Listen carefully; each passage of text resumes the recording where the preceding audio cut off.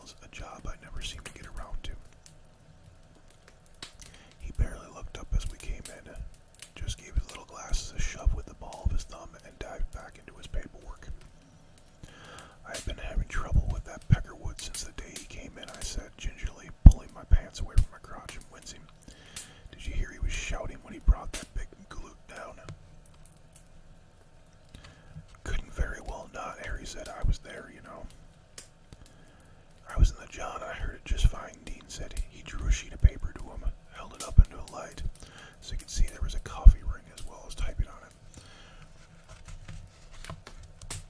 and then tossed it into the wastebasket. Dead man walking.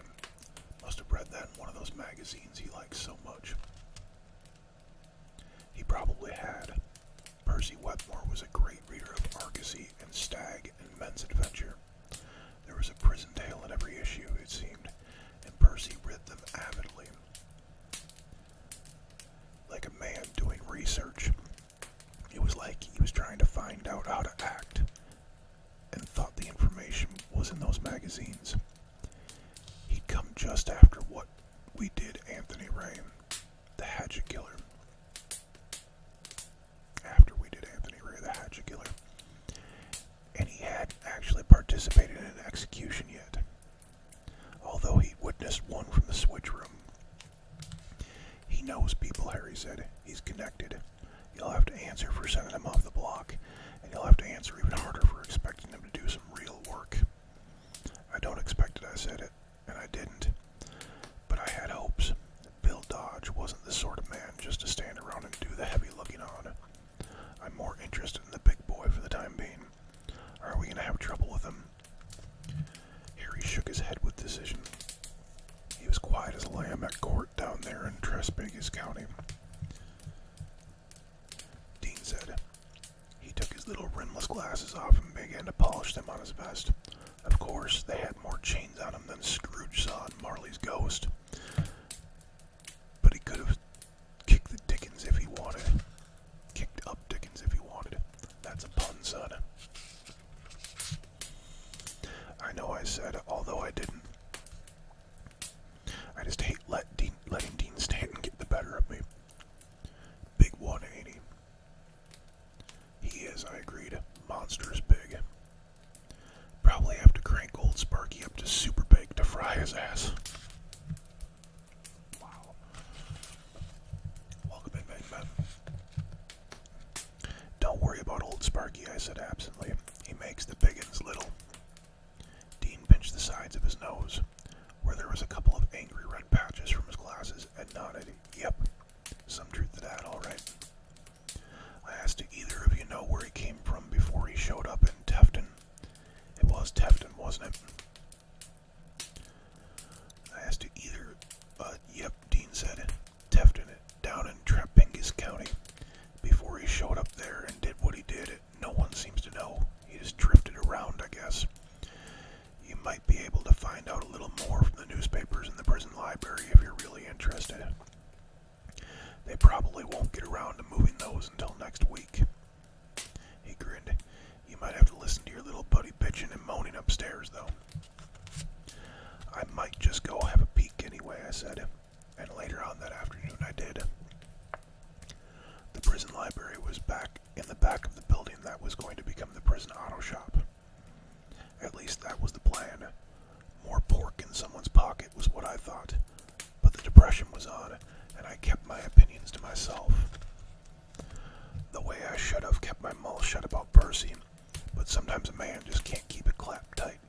A man's mouth could get him in more trouble than his pecker ever could most of the time. And the auto shop never happened anyway. The next spring the prison moved 60 miles down the road to Brighton.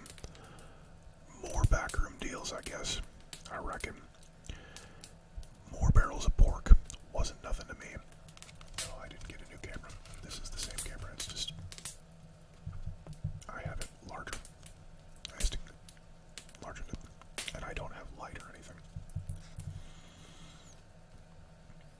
Administration had gone to a new building on the east side of the yard. The infirmary was being moved.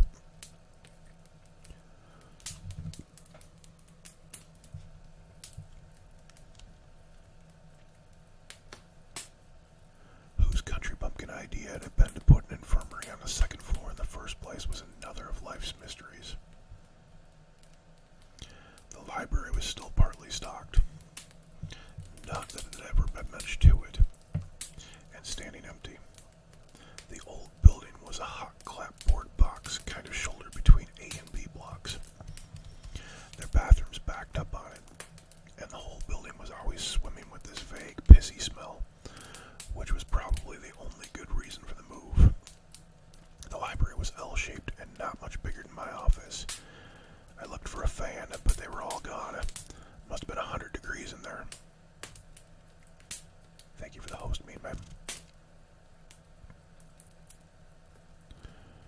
And I could feel the hot throb in my groin when I sat down, sort of like an infected tooth.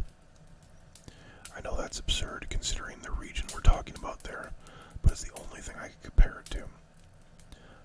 It got a lot worse during and just after taking a leak, which I had done just before walking over.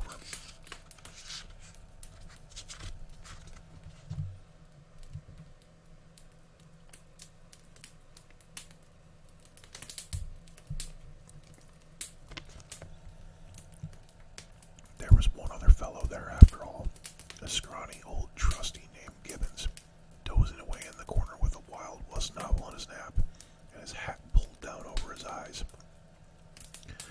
The heat wasn't bothering him, nor were the grunts, thumps, and occasional curses from the infirmary upstairs. Where it had to be at least 10 degrees hotter, and I hoped Percy Wetmore was enjoying it.